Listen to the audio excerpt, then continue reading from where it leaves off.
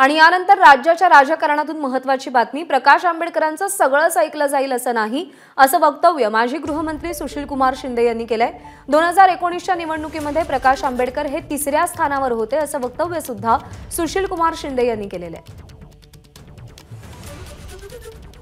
आता वर काय चाललेलं आहे माहिती नाही, पण सगळ्यांना बरोबर घेऊन गेलं पाहिजे हा मताचा मी नाही। समसमानचा त्यांचा आग्रह वारंवार आहे प्रकाश आंबेडकर। 48 ते समसमान प्रकाश जे म्हणतात ते त्यांचं सगळंच ऐकतील असं नाही, पण मी ह्या मताचं आहे की त्यांनाही चर्चेत घेतलं पाहिजे। काँग्रेस सोबत असली तर आवडेल आपल्याला, हां वंचित आपल्या सोबत असेल तर आपल्याला आवडेल, कारण वंचित मागच्या वेळेस आपल्या विरोधात गेली, ते 3ऱ्या नंबरवर गेले, आता त्यांना ते कळलंय, त्यामुळं तरी पण ते इच्छितात तर स्वीकार केला पाहिजे त्याचा।